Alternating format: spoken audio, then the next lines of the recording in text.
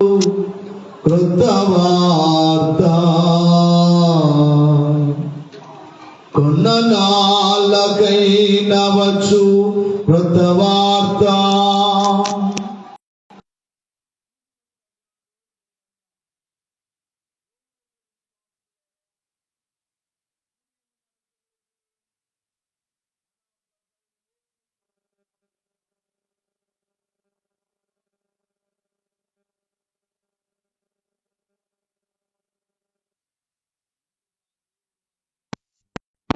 అనుగ్రహించును గాక. ఆమేన్. కొద్ది నిమిషాలు అందరూ కూడా దేవుని వాక్యమును మనసు పెట్టి వినాలని దేవుని సేవకునిగా మీకు మనవి చేయించున్నాను. చిన్నపిల్లలైన వారు అల్లరి చేయకుండా చూసుకోండి, మాట్లాడకుండా బయటికి వెళ్ళకుండా కొద్ది నిమిషాలు మనసు పెట్టి దేవుని మాటలు వినాలి. పరమగీతము అనగా పరలోకపు పాట అని అర్థము. పరలోకమును కూర్చిన పాటే ఈ పరమగీతము. ఈ పరమగీతము అక్షర రీతిగా అర్థము చేసుకుంటే అపార్థము కలుగుతుంది. బైబిల్ని మనము అక్షర రీతిగా కాకుండా ఆత్మీయముగా అర్థం చేసుకుంటే మన ఆత్మకు బలము కలుగుతుంది. చదువుబడిన వాక్య భాగములో ప్రియురాలతో ప్రాణప్రియుడైన ప్రభువు, ప్రియుడు ప్రియురాలు అనే మాట అది అక్షర రీతిగా ముందుగా మీకు చెప్పినట్లుగా అర్థము చేసుకుంటే అపార్థము కలుగుతుంది అని ముందుగా చెప్పాను. అయితే బైబిల్ మనకు చెప్పే సత్యము ఏమిటి అని మనము చూసినట్లయితే జాగ్రత్తగా గమనించాలి ప్రియులారా. యెషయా గ్రంథము 54వ అధ్యాయము 5వ వచనములో వ్రాయబడిన మాట, నిన్ను సృష్టించిన వాడు నీకు భర్త అయి ఉన్నాడు, సైన్యములకు అధిపతియగు యెహోవా అని ఆయనకు పేరు. ఇశ్రాయేలు యొక్క పరిశుద్ధ దేవుడు మీకు విమోచకుడు, సర్వలోకమునకు దేవుడని ఆయనకు పేరు.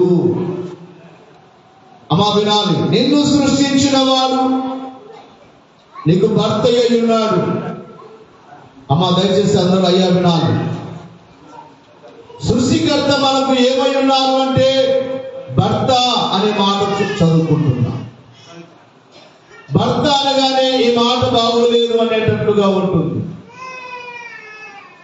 అందుకే ఆత్మీయముగా మనం అర్థం చేసుకోవాలి. భర్త యొక్క భావం ఏమిటంటే భర్త భార్యను పిల్లలను పోషించేవాడే భర్త. బాగా వినాలి. భర్త బాధ్యత ఏమిటి? ఎవరిని పోషించాలి? భార్యను పోషించాలి, పిల్లల్ని పోషించాలి. నిజమైన తండ్రి తాను ఉపవాసం ఉండైనా కానీ తన బిడ్డలకు పెడతాడు. దేవుని సేవకునిగా నేను ఎన్నో ఉపవాసాలు ఉన్నాను.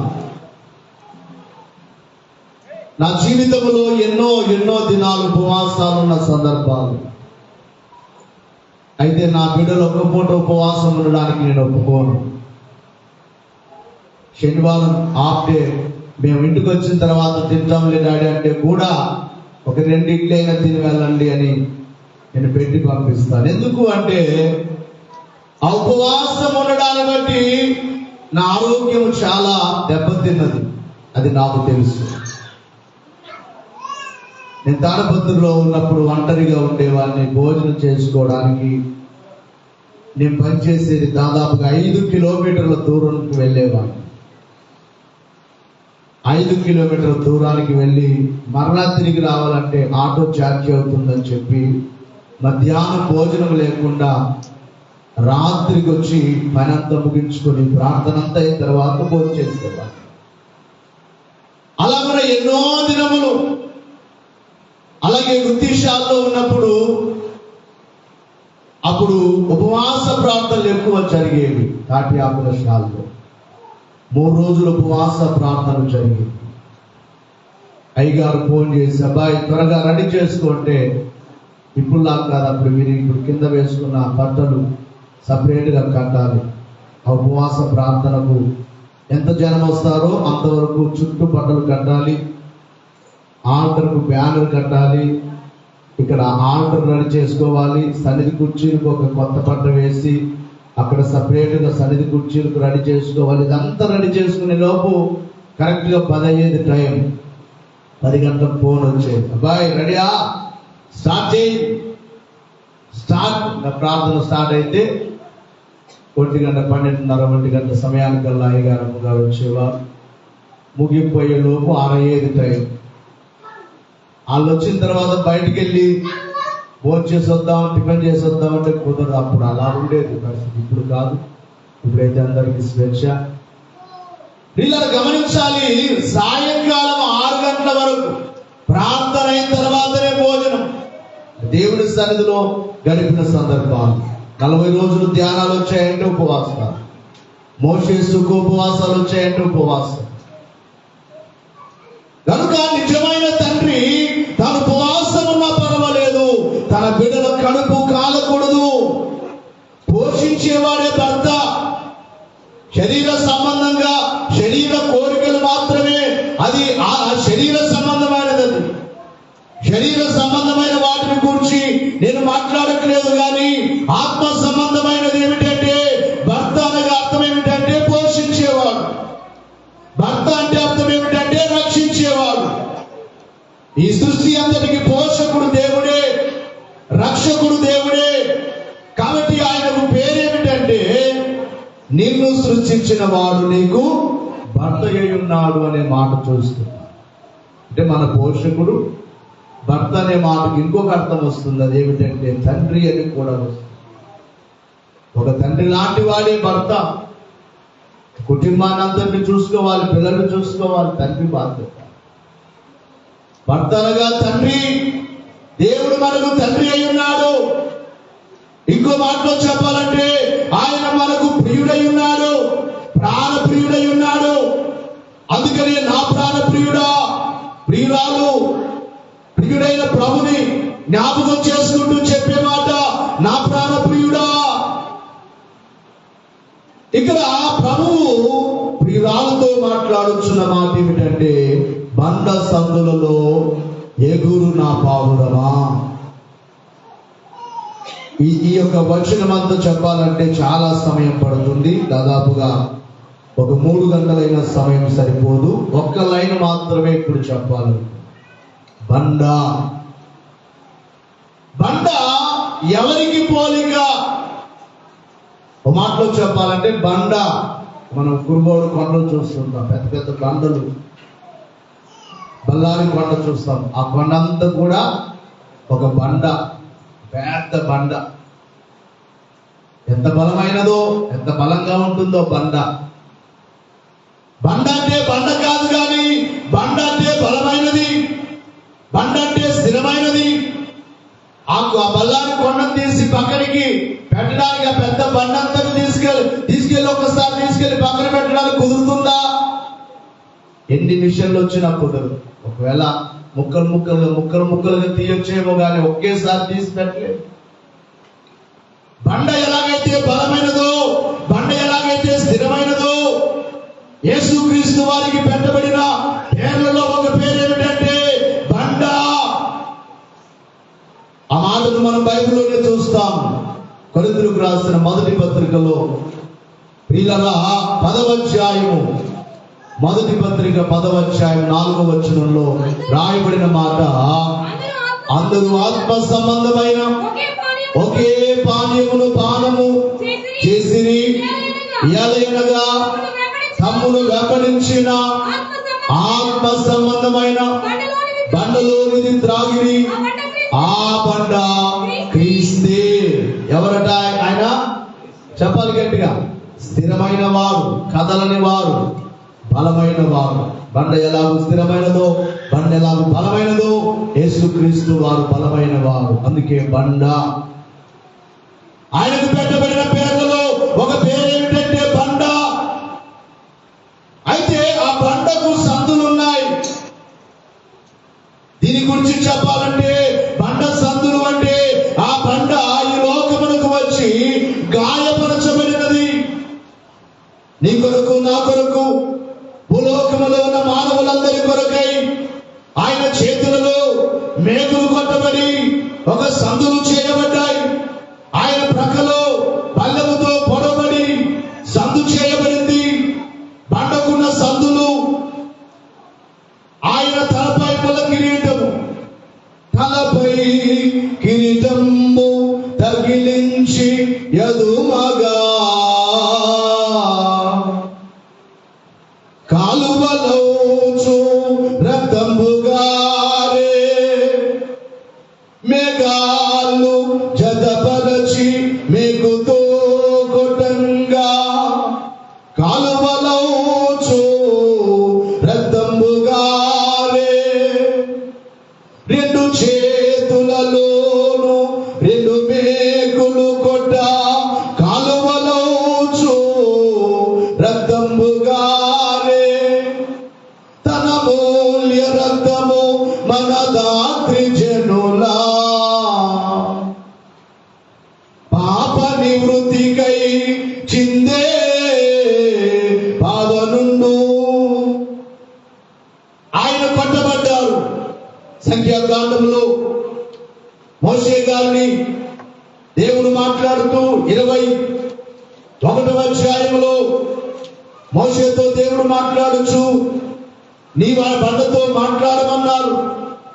అయితే మోషే కోపముతో ఏం చేశాడు? ఆ బండను కొట్టాడు.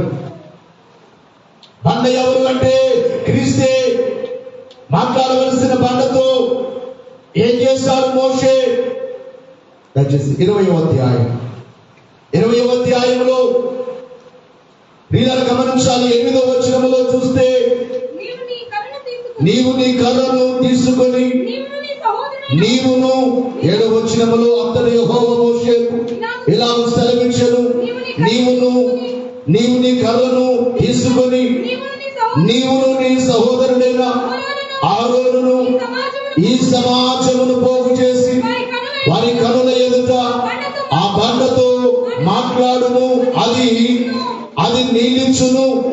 నీవు వారి కొరకు నీళ్లను బండలో నుండి రప్పించి సమాజమునకును వారి పశువులకును త్రాగుటకిమ్ము. దేవుడు ఏమంటున్నారంటే నీవును ఆరోనును ఇశ్రాయేలు పెద్దలందరూ వెళ్ళి ఆ బండ దగ్గరికి వెళ్ళి, ఓరేపులో ఉన్న బండ దగ్గరికి వెళ్ళి ఆ బండతో మీరు మాట్లాడాలి. మాట్లాడమన్నారా, కొట్టమన్నారా? కానీ మోషేకు కోపం వచ్చేసి ప్రజల మీద విసుకొట్టు ఏం చేశాడమ్మా? బండతో మాట్లాడవలసింది కానీ ఏం చేశాడంటే 11వ వచనములో ఆ 10వ వచనము నుండి ప్రజల్ని తిడుతున్నాడు. ఏమని తిడుతున్నాడు? తర్వాత మోషే అహరోనును ఆ బండ ఎదుట సమాజమును పోగు చేసినప్పుడు అతడు వారితో ఏమంటున్నాడు? వారితో ద్రోహులారా, ఓ ద్రోహులారా వినుడి, మేము ఈ బండలో నుండి ఎవరు రప్పిస్తారంటే ఈయననా దేవుడా? ఏమంటున్నాడు? మేము మీ కొరకు ఈ బండలో నుండి నీళ్లు రప్పింపవలెనా అనెను. అప్పుడు మోషే తన చెయ్యి ఎత్తి 2 మారులు తన కర్రతో ఆ బండను కొట్టగా నీళ్లు సమృద్ధిగా ప్రవహించెను. సమాజమును పశువులను త్రాగెను. దేవునికి మహిమ కలుగును గాక. కొట్టబడిన బండ. ఆ దినమున మోషే కొట్టినప్పుడు దేవుడు మాట్లాడుతున్నాడు. తర్వాత వచనములో అప్పుడు యెహోవా మోషేతో, మోషే అహరోనులతో నీవు ఇశ్రాయేలీయుల కనుల ఎదుట నా పరిశుద్ధతను సన్మానించినట్లు నన్ను నమ్ముకొనకపోతిరి కనుక ఈ సమాజమును నేను వారికి ఇచ్చిన దేశములోనికి మీరు తోడుకొని పోరని చెప్పెను. మీరు పోరు, వెళ్ళరు. ఇంకా మీరు కానాను దేశంలోనికి వెళ్ళలేరు. కారణం ఏమిటంటే మాట్లాడమంటే కొట్టారు మీరు. అంటే ఇక్కడ మీరు యేసు ప్రభువునే కొట్టారు. 2020 సంవత్సరాలు 24 సంవత్సరాల క్రితము ఈ భూలోకానికి వచ్చిన ప్రభువైన యేసుక్రీస్తు అనే బండ కొట్టబడిన బండ. అందుకే ఆ బండకు సందులున్నాయి. చేతులలో బండకు సందులున్నాయి, పాదములలో ఆ బండకు సందులున్నాయి, ప్రక్కలో బండకు సందులున్నాయి. అందుకే ఆ బండ సందులలో పావురమైన ప్రియురాలు లేక సంఘం ఉండాలని ఇక్కడ మనం చూస్తున్నాం.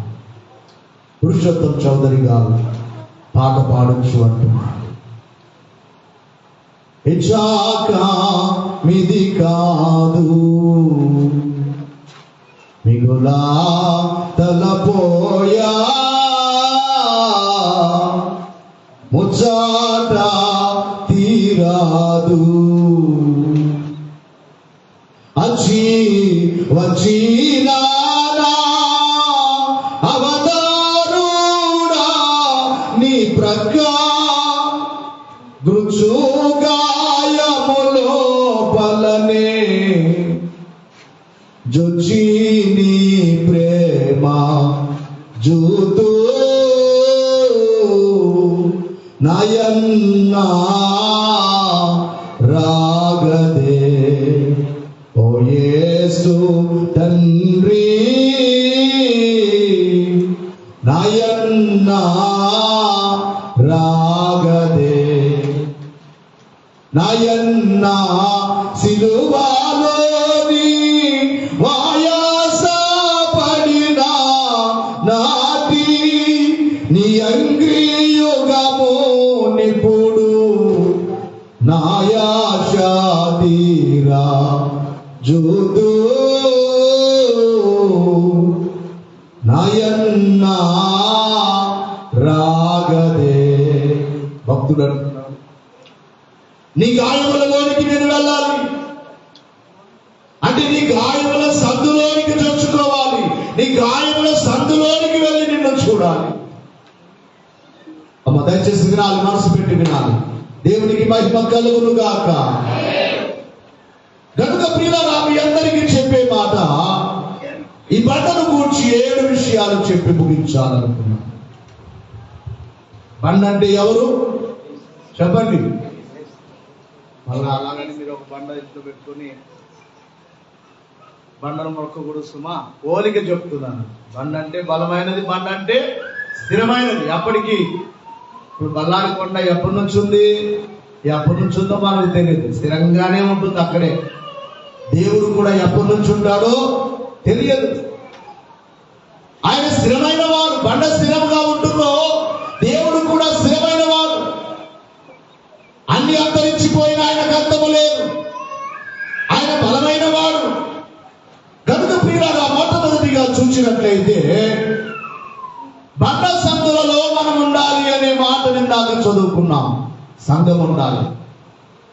సాధారణముగా పావురాలు అనే పక్షులు వాటి యొక్క గూళ్ళను బండ సందుల్లో పెట్టుకుంటాయట. ఎందుకు అనంటే బండ సందులో ఉంటే ఎంతటి వర్షం వచ్చినా కూడా వాటికి ఆ యొక్క నీళ్లు అందులోనికి రావు. ఎంతటి ఎండ తగినా కూడా ఆ పావురమునకు, దాని పిల్లలకు, దాని గోళ్లకు క్షేమం ఉంటుంది. అందు నిమిత్తమై ఈ పక్షులు ఏం చేస్తాయంటే బండ సందుల్లో నివాసం చేస్తాయి. దేవుని పిల్లలమైన మనము క్షేమముగా ఉండాలి అంటే, క్రైస్తవ సంఘమైన మనము, విశ్వాసులమైన మనము కూడా ఆ బండ సందులలో లేక క్రీస్తు అనబడే గాయముల సందులో పురుషోత్తమ చౌదరి గారు ఎలాగైతే నీ యొక్క ప్రక్కలో నేను చొచ్చి నీ ప్రక్కలో ఉంటానయ్యా, నీ ప్రక్కలో ఉన్న గాయములో నేను ఉంటానయ్యా, అని పాడుకున్నట్లుగా మనము ఆయన ప్రక్కలో లేక గాయములలో ఉండవలసిన వారమై ఉన్నాం. అలా ఉన్నప్పుడే మనకు క్షేమం. శ్రమ కాలములో క్రీస్తు యొక్క గాయములలో మనం ఉంటేనే మనకు క్షేమం. గనుక ఈ బండను గూర్చి 7 విషయాలు. మొట్టమొదటిది ఏమిటంటే ఇది అడ్డుబండ అని రాయబడింది బైబిల్. బాగా వినాలి. అడ్డుబండ. బండన్న లేక రాయన్న ఒకే పదం వస్తుంది. ఆయనకు రాయి అని కూడా పేరు. నిషేధించిన రాయి, మూలకు తలరాయి ఆయనే ప్రభువైన యేసుక్రీస్తు. కనుక ప్రియులారా, అడ్డుబండ దేవుని యొక్క వాక్యములో సంఖ్యాకాండము 22వ అధ్యాయము 24వ వచనములో చూస్తే ఇరు ప్రక్కలను గోడలు గల ద్రాక్ష తోటల సందులో నిలిచెను. గాడిద యెహోవా దూతను చూచి గోడ మీద పడి బిలాము కాలును గోడకు అదిమెను. కనుక అతడు దాన్ని మరలా కొట్టెను. ఇక్కడ రాయబడిన మాట ఏమిటంటే బిలాము అనబడే ఒక ప్రవక్త ఏం చేస్తున్నాడు? ధనమునకు ఆశించి. పేతురు రాసిన 2వ పత్రికలో ఆ మాటను మనం చూస్తాం. ఎందుకు బిలాము లాగా చేశాడు? 2వ అధ్యాయము 2వ పత్రిక 2వ అధ్యాయము 16వ వచనములో చూస్తే ఆ బిలాము దుర్నీతి వలన కలుగు బహుమానమును ప్రేమించెను. అయితే తాను చేసిన అతిక్రమము నిమిత్తమును అతడు గద్దింపబడెను. ఇక్కడ వినాలి. ఎట్లనగా నోరు లేని గార్ధవము మానవ స్వరముతో మాటలాడి ఆ ప్రవక్త యొక్క వెర్రితనము అడ్డగించెను అనే మాట చూస్తుంది. అడ్డుబండ, అడ్డగించే బండ. దయచేసి వినాలి.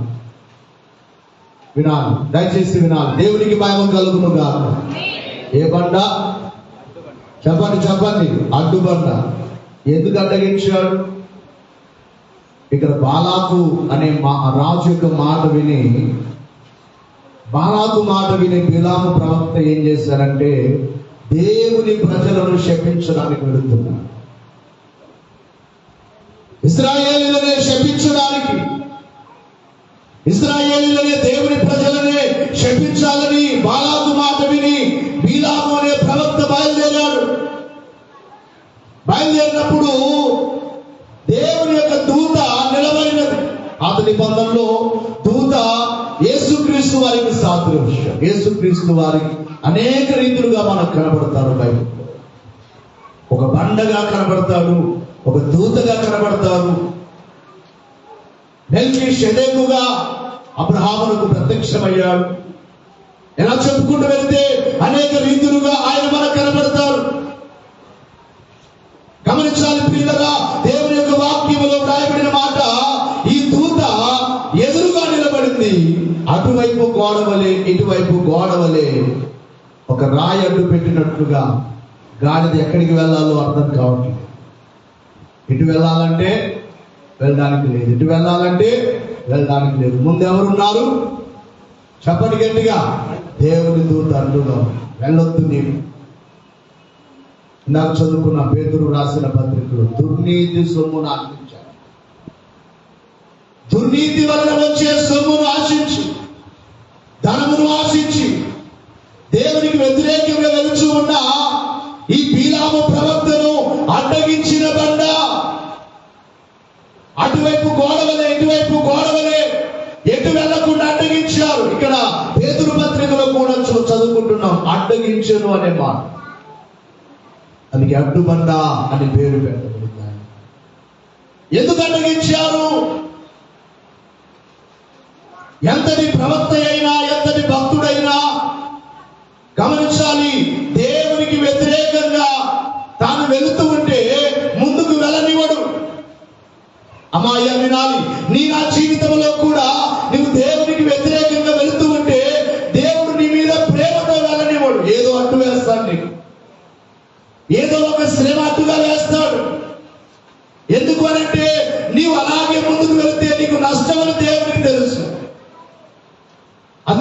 బండను గురించి దైవజనులు ఏమన్నారంటే, ఈ బండ నమ్మితే నిన్ను ముందుకే పోనిస్తుంది. నమ్మితే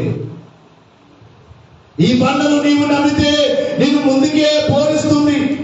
నీవు నమ్మకపోతే నీ ప్రయాణమును అడ్డుకుంటుంది అన్నారు. నువ్వు నమ్మి ఆయన కొరకు జీవిస్తే ఆయన నిన్ను ఎంతైనా ఎక్కడ తీసుకెళ్తాడు? ముందుకు తీసుకెళ్తాడా, వెనక్కి తీసుకెళ్తాడా? మాట్లాడలేదమ్మాయ్యా, చెప్పాలి. ముందుకే తీసుకెళ్తాడు. ఒకవేళ నువ్వు సరిగా లేకపోతే నీకేమేస్తాడు? అడ్డులు వేస్తూ ఉంటాడు. ఏదో ఒక శ్రమ, ఏదో ఒక శ్రమ. కనుక ప్రియులారా, మొదటి మాట ఏమిటంటే అడ్డుబండ. ఇక రెండవ బండ ఏమిటంటే ఆశ్రయమునిచ్చే బండ. గమనించాలి. అందుకే ముందుగా చదువుకున్నాం, బండ సందులలో ఎగురు నా పావురమా అంటే ఆ సందులో ఆశ్రయం దొరుకుతుంది పావురాలు.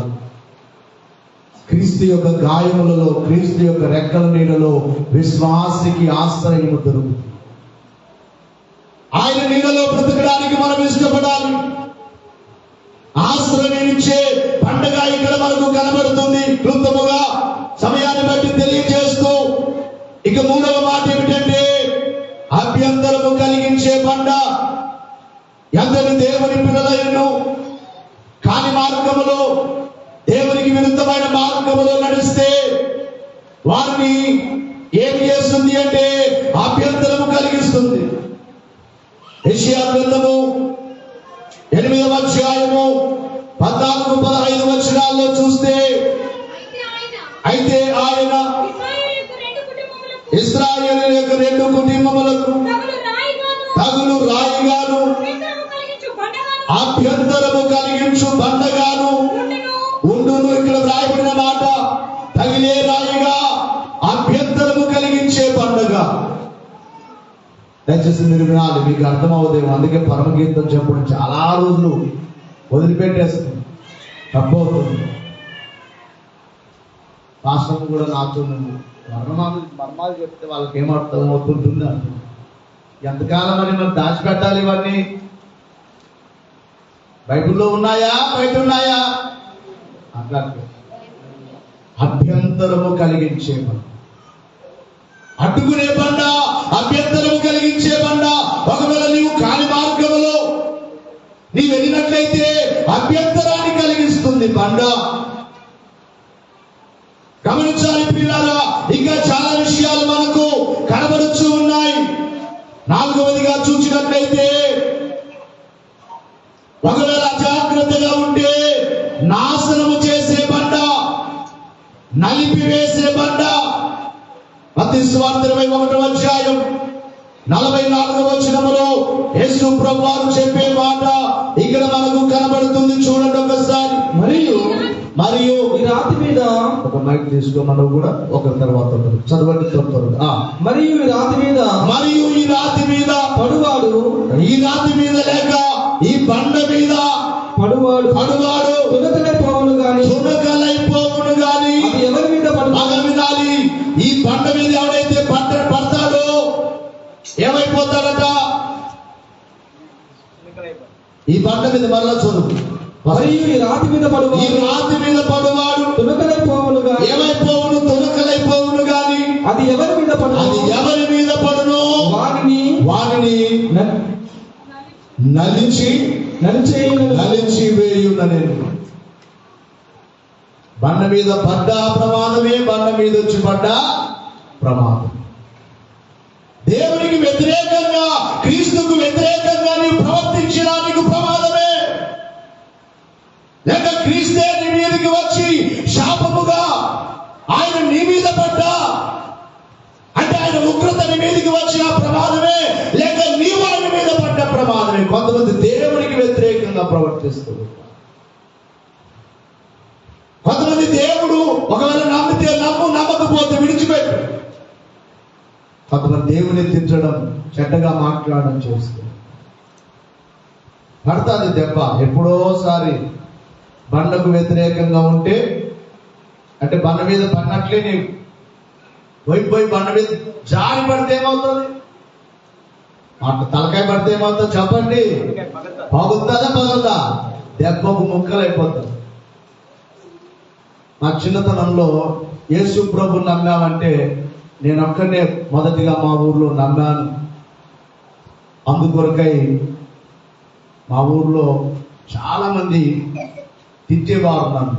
మా ఊరికి అటు ఇటు దగ్గరలోనే ఉండే ఊర్లు, ఆ ఊరి వారికి మా ఊరి వారికి పరిచయాలు ఉండేవి. గ్రామం మాదే కనుక, గ్రామ పంచాయతీ కనుక ఆ రెండు ఊర్ల వారు మా ఊరికి వచ్చేవారు. పరిచయం ఉన్న ప్రతి వారు కూడా నన్ను తిట్టేవారు. ఒక రోజున మా అన్నను యేసు ప్రభువుని గురించి చెబితే ఒక ఆయన భయంకరంగా తిట్టాడు, చెడ్డ మాటలు తిట్టాడు యేసు ప్రభు. అప్పుడు మా అన్న చిన్నవాడు, ఇంకా చదువుతున్నాడు, 5వ తరగతి. అప్పుడు మా అన్న అన్నాడు నోటికి, ఆయనకు దేవుడు అట్లా వాక్కు పంపించాడేమో, ఇదిగో పెదనాన్న నేను మరలా వెళ్తున్నాను, ఊరికి వెళ్తున్నాను చదువుకోవడానికి, నేను తిరిగి వచ్చే వరకు నీవు ఉండవు, చచ్చిపోతావు చూడన్నాడు. నేను మరలా తిరిగి వచ్చే సమయానికి నీవు ఉండవు, వస్తావు. ప్రియులారా గమనించాలి, మరలా తిరిగి వచ్చే సమయానికి ఆయనకు ఒక వారానికే, మా అన్న చెప్పిన ఒక వారానికే ఫుల్లుగా జ్వరం వచ్చి ఒక వారానికే చచ్చిపోయాడు ముసలాయన. బాగుండేవాడు ఆరోగ్యంగా. బైబిల్ చెప్పుచున్న మాట, బండ మీద ఎవరు పడ్డా, చెప్పండి గట్టిగా, యేసయ్యకు ఎవరు వ్యతిరేకంగా ప్రవర్తించినా దెబ్బ ఎవరికి? ప్రవర్తించినోనిగా బండగా? మాట్లాడలేదు. బండకి ఏం ప్రమాదం లేదు. బండ మీద పడ్డా ప్రమాదమే, బండ మీద వచ్చి పడ్డా ప్రమాదమే అని బైబిల్లో రాయడం. చాలా మంది నా సేవా అనుభవంలో నేను చూశాను. ఒక ఆయన గోడెహాల్ చర్చి ఉన్నప్పుడు, మీకు ఇవి అనుభవాలు చెప్తే మీకు అర్థమవుతుంది అన్నట్లుగా నా సేవలో జరిగినవి. ఒక ఆయన అక్కడే అంగడి పెట్టుకునేవాడు.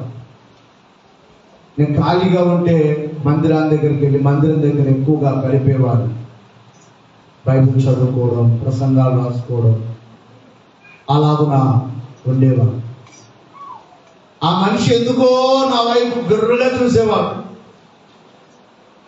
నేను బ్యాగ్ వేసుకొని వెళ్తున్నానంటే ఆయన దేవుడు నమ్మలేదు అన్నాడు. రెడ్డి జాతికి చెందిన వాళ్ళు, రెడ్డిస్ వారు.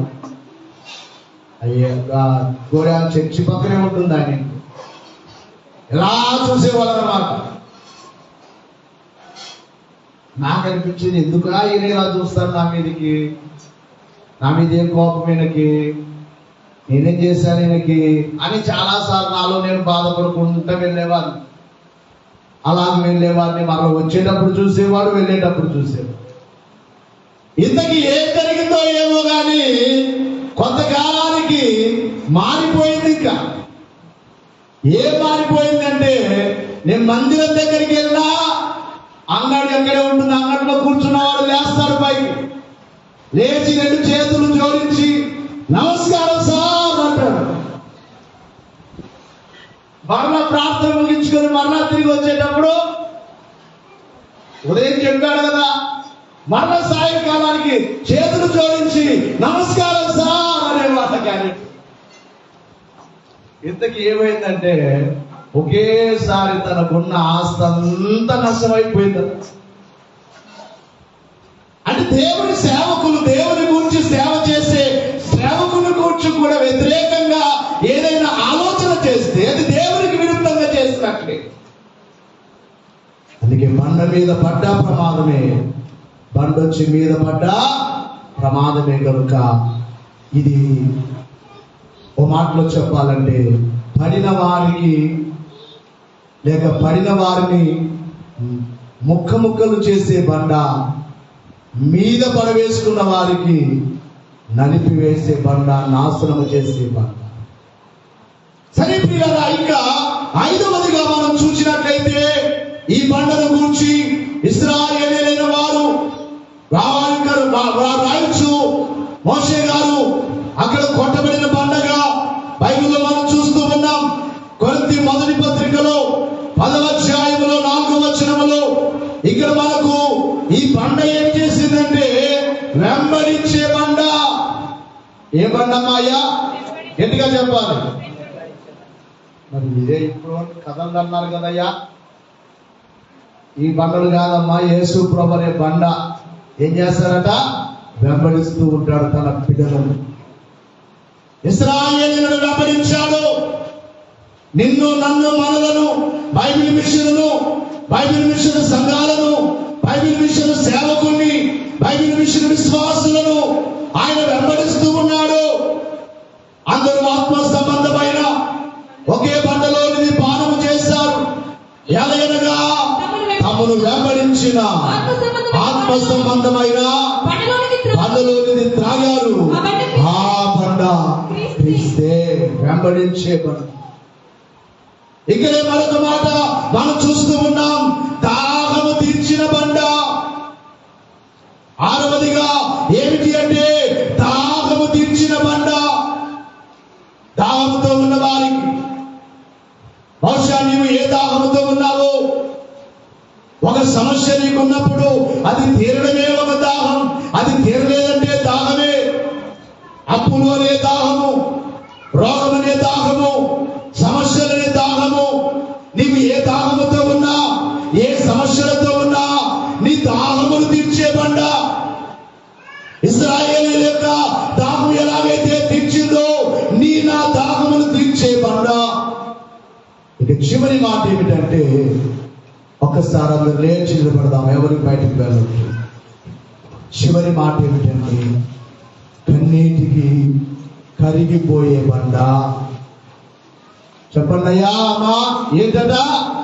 నీవు కన్నీళ్లు కారిస్తే, దేవుని ఎద్దుకు వచ్చి, దేవుని సన్నిధిలోనికి వచ్చి నీవు కన్నీళ్లు కారిస్తే, నీ శ్రమను బట్టి నీవు ఏడ్చినట్లయితే, నీకున్న రోగమును బట్టి నీవు ఏడ్చినట్లయితే, నీవు చేయించిన పాపమును బట్టి నీవు పశ్చాత్తాపడినట్లయితే, దేవుని సన్నిధిలో నీవు కన్నీళ్లు కారుస్తే, ఈ బండ కఠినమైనది కాదు గాని కరిగిపోయే బండ. అందుకే దేవుని యొక్క వాక్యములో యోవేలు గ్రంథము 2వ అధ్యాయము ప్రియరా 12వ వచనం 14వ వచనం వరకు చూస్తే, ఇప్పుడైనను మీరు ఉపవాసం ఉండి కన్నీరు విడుచుచు, మీరు కన్నీరు విడుచుచు, దుఃఖించుచు మనస్పూర్వకముగా తిరిగి నా యొద్దకు రండి. మీరు రండి. ఇదే యెహోవా వాక్కు. చదువు నాయన. మీ దేవుడైన యెహోవా, మీ దేవుడైన యెహోవా కరుణా వాత్సల్యములు గల ఎలాంటి వాడు అంటే, ఆయన కరుణా వాత్సల్యములు కలిగిన వాడును, కరుణా వాత్సల్యములు కలిగిన వాడును. శాంతమూర్తియు, ఎలాంటి వాడు అంటే శాంతమూర్తియు, అత్యంత కృపగలవాడు, అత్యంత కృపగలవాడయుండి తాను చేయని దేశించిన కీడు చేయక పశ్చాత్తాపపడును గనుక నీ వస్త్రములను కాక హృదయములను చెప్పుకొని ఆయన తట్టు తిరుగుడి. ఒకవేళ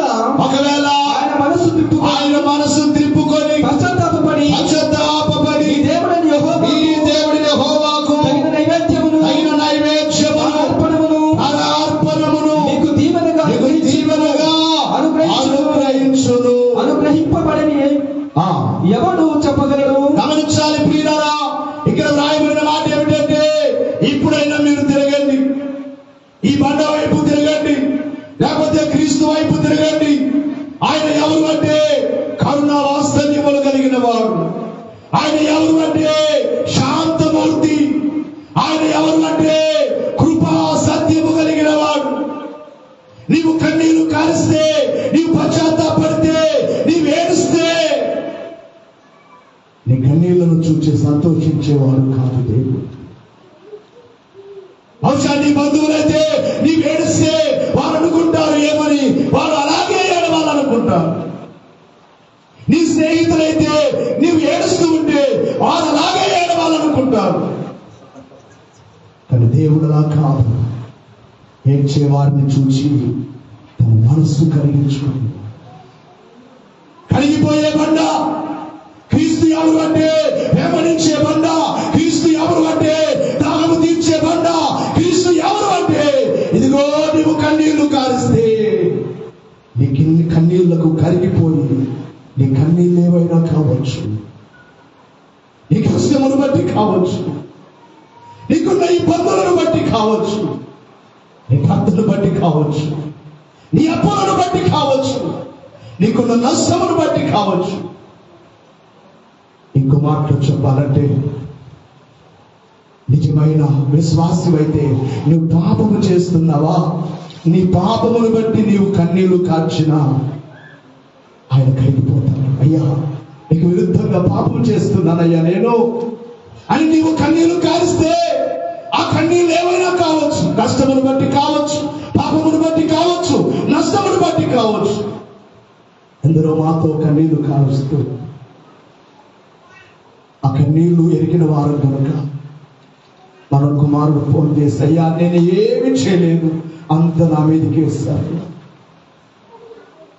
అంత నా మీదకి వేస్తారు. నిజమే, కొన్నిసార్లు నీవేమి చేయకపోయినా నీ మీదకే రావచ్చు, కొన్నిసార్లు నీకు నష్టము కలగవచ్చు. నష్టం వచ్చినప్పుడు ఎంత బాధో, ఆ సేవలో అంత కోల్పోయినప్పుడు ఎన్ని కన్నీళ్ళు ఇప్పటికి తలుచుకుంటే ఆ కళ్ళల్లో కన్నీళ్ళు అలాగే వచ్చేస్తాయి. కానీ ఇప్పుడు ఆనంద బాష్పములతో ఆయన స్తుతించాలి. ఎందుకంటే ఆ కన్నీళ్లను అలాగే ఉంచలేదు ఆయన. చాలా ఏడ్చేవాళ్ళంటున్నాను. భోజనము కూడా మానివేసి ఏడ్చిన సందర్భాలు ఎన్నో. కనుక దేవుని యొక్క విశ్వాసులారా, మీ అందరికీ చెప్పే మాట, నీవు కన్నీళ్లు కారిస్తే నీ కన్నీళ్లకు కరిగిపోతాడు ఆయన. కాబట్టి ఈ బండ సందును ఆశ్రయిద్దాం. భూలోకములో ఆయన కింద ఉంటేనే మనకు క్షేమం. చివరిగా పరలోకములో కూడా ఆ బండ స్థిరమైన బండ, అక్కడ మనం ఆయనతో ఉంటాం.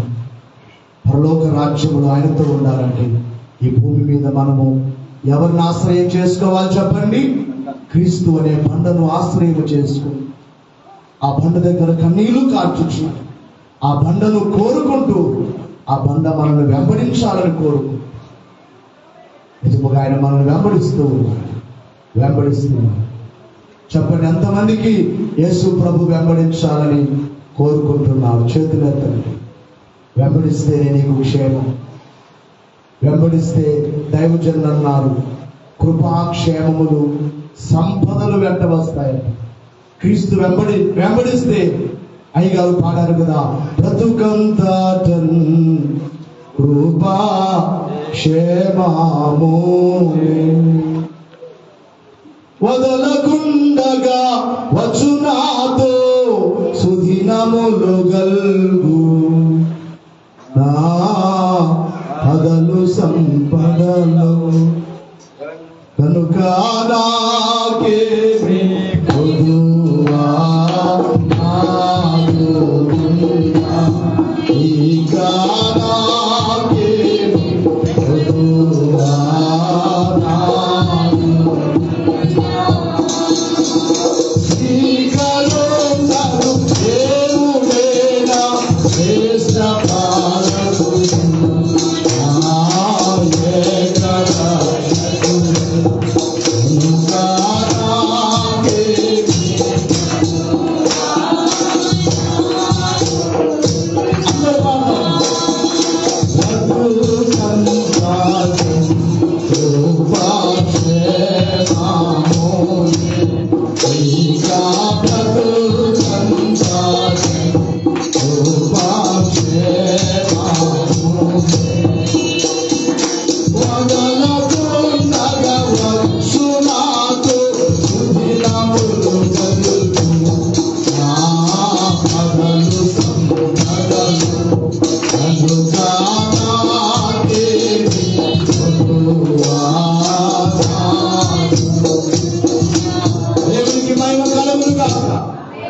వెంబడిస్తే కృపా సమాధానము క్షేమము మన వెంట వస్తుంది.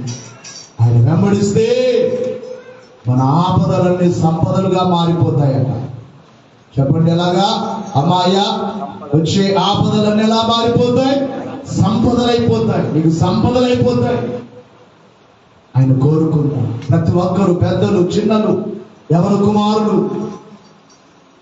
దేవుని కొరకు బ్రతకండి. ఎవరు కుమారులు చదువుతున్నవారు, జాబ్ కొరకు ట్రై చేసేవారు, మన కుమారుడు అసిస్టెంట్ ఇంజనీర్గా గవర్నమెంట్ జాబ్ వచ్చింది ఆ కుమారుడు.